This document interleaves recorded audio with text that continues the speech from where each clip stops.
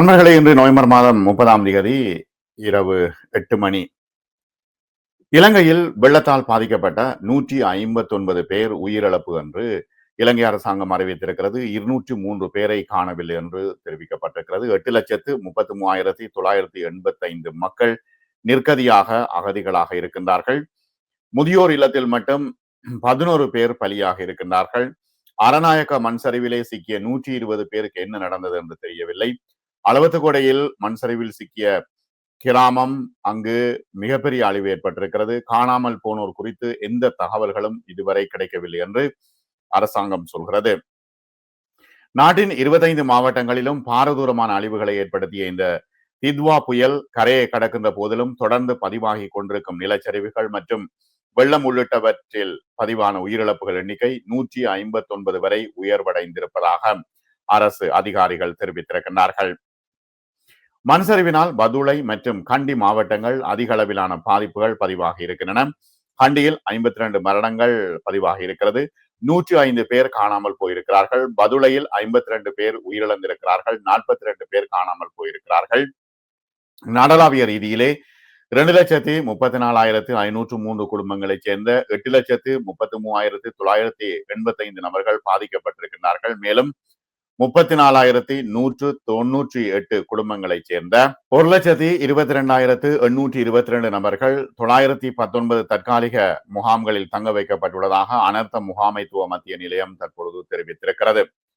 பன்னல முதியோர் இல்லத்தில் 11 பேர் பலியாக இருக்கின்றார்கள். பன்னலையில் உள்ள முதியோர் இல்லம் வெள்ளத்தில் மூழ்கி போக்குவரத்து பாதிக்கப்பட்டதால் அங்கிருந்த 11 முதியோர் உயிரிழந்திருப்பதாக தகவல்கள் தெரிவிக்கின்றன. தொடர்ச்சியான மழையால் இந்த முதியோர் இல்லம் விரைவாக நீரில் மூழ்கி இருக்கிறது.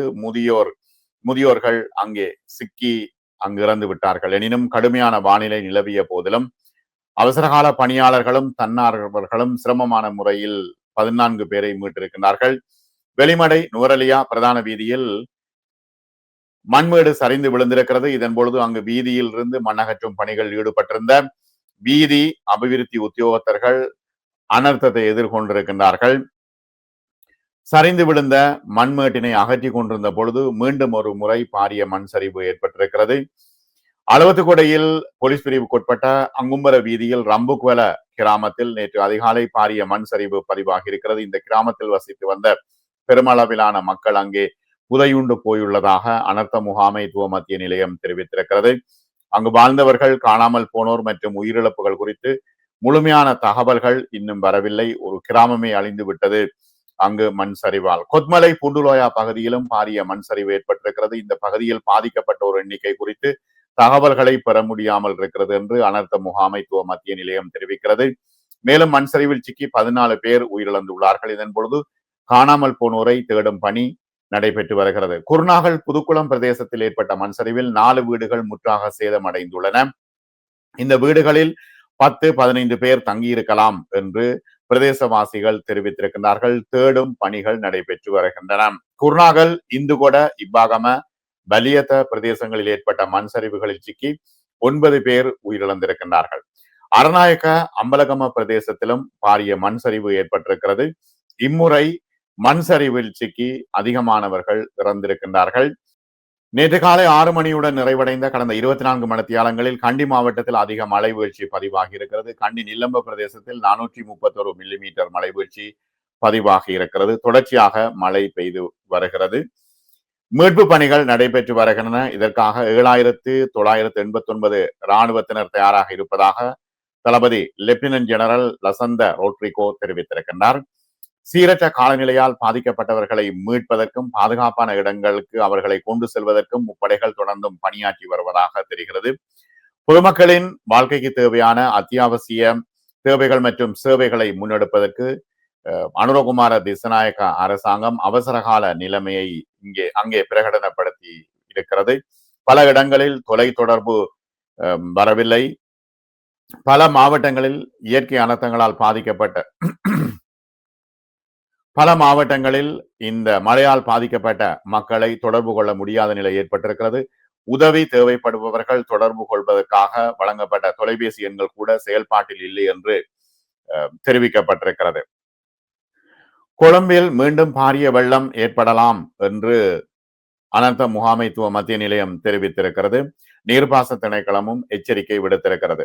களனி கங்கை பெருக்கெடுத்தமையினால் அதிகமான பாதிப்பு ஏற்படலாம் என்று மீண்டும் அறிவிக்கப்பட்டிருக்கிறது.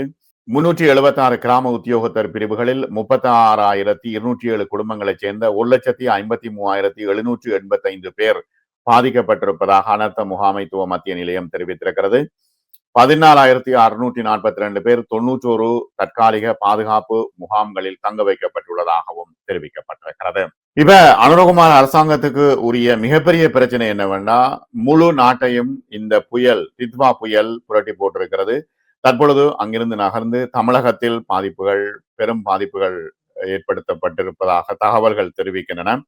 முழு இலங்கை தீவு சூறாவளியால் பந்தாடப்பட்டு சின்ன பின்னமாகி கிடைப்பதை நாம் பார்க்கின்றோம். புயல் எச்சரிக்கை நேரத்துடன் கொடுக்கப்பட்ட போதும் அரசாங்கம் பாதுகாப்பு முன்னேற்பாடுகளை சரிவர செய்யவில்லை என்பது ஒரு குற்றச்சாட்டாக இருக்கிறது. நெருக்கடியை எதிர்கொள்கின்ற தந்திரோபாயங்கள் மற்றும் உரிய முறையிலே இந்த விஷயங்களை வகுத்து செயல்படவில்லை என்று அரசாங்கத்தின் மீதான விமர்சனங்கள் இப்பொழுது எழுந்திருக்கின்றன. ஆகவே தற்பொழுது இருக்கின்ற சூழ்நிலையில் அடுத்த கட்ட நடவடிக்கை என்ன என்பது மிகப்பெரிய பிரச்சனை. கிட்டத்தட்ட இந்த அழிவுகளை மீட்பதற்கு 2 பில்லியன் பவுண்ட்ஸ்கள் 2 பில்லியன் ரூபாய்கள் தேவைப்படும் என்று எதிர்பார்க்கப்படுகிறது. பேரிழப்பை எதிர்கொண்டிருக்கின்ற இந்த மக்களுக்கு புயலுக்கு பின்னரான மழைக்கு பின்னரான நிலைமைகள் என்ன? அவர்களுடைய உணவு, தங்குமிடம், வீடுகள் அழிந்து போய்விட்டன. இவர்களுக்கான கால்நடைகள் அழிந்து போய்விட்டன.